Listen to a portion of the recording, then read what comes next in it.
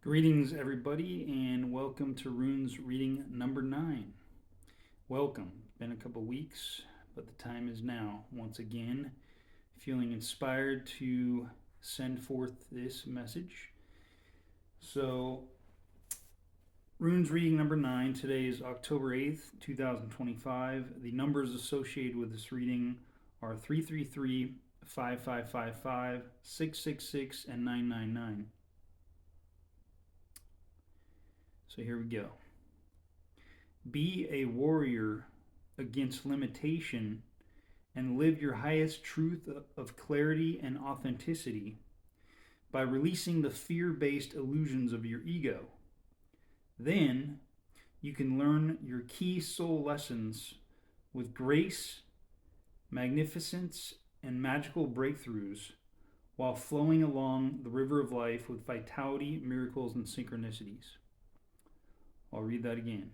Be a warrior against limitation and live your highest truth of clarity and authenticity by releasing the fear based illusions of your ego.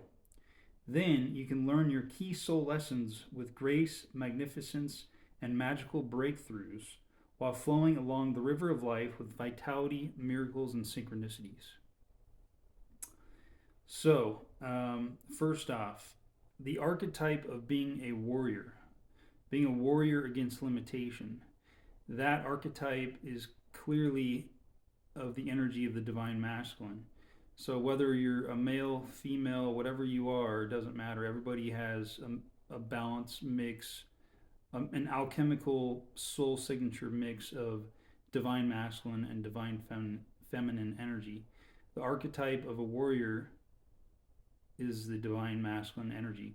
So sometimes you may experience limitations in your life by being overly submissive and passive and not truly standing up for yourself and making a stand and saying, you know what, enough is enough, whether that's a relationship or a job, a partnership, a friendship, whatever it is. If you're constantly people pleasing, being submissive, and all of that energy, then you're selling yourself short by not truly loving self. If you're if maybe that friend is a vampire of energy, taking your energy and is the number one show in the relationship is you. Let's say you're always a listener, they're always talking 24/7. You never share anything about yourself. That's just an example. But yeah, so being a warrior against limitation, and sometimes you just gotta muster up that divine masculine energy within yourself, and even if that entails a little bit of anger, um, and just allowing that anger to release, not in a harmful way, but in a productive and fruitful way, channeling that energy of anger for change as a catalyst for change. So,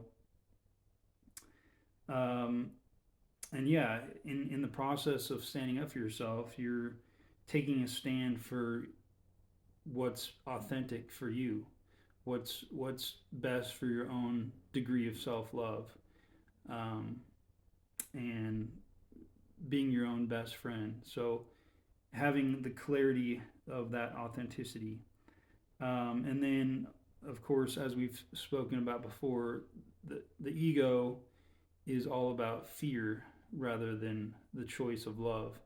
So typically, when you're in a fearful state, you're scattered, not focused, and even frozen, freezing from taking action, inspired action. You're frozen in a state of shrinking yourself. So, and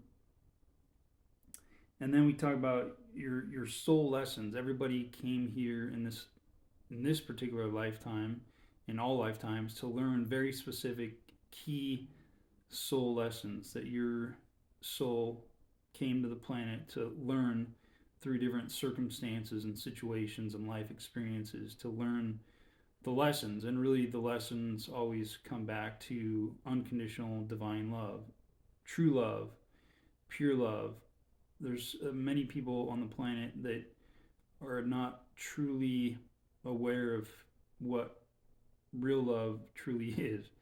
Divine love, unconditional divine love. People are learning the lessons of what love actually means through these lessons that we learn on planet Earth in this dimension where negativity and control, domination, darkness can happen. But it reminds us that love is the key and love is the most important factor in all of life. So,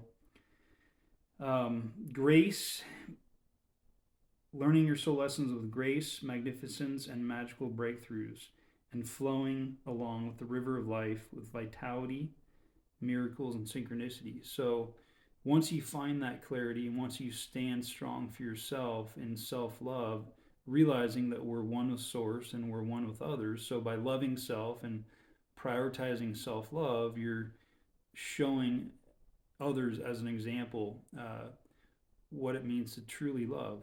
And so, by loving yourself and being your own best friend, that's not taking away from loving others.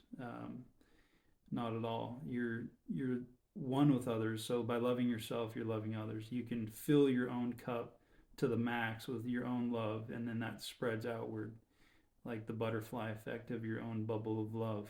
So, and yeah, flowing with the river of life, not fighting upstream, not trying to control the vastness of the ocean or a fast flowing river, but flowing down like on the inner tube or a raft of the river and experiencing grace, synchronicities, miracles, and just God given abundance and prosperity. So that's about it. And thank you until next time.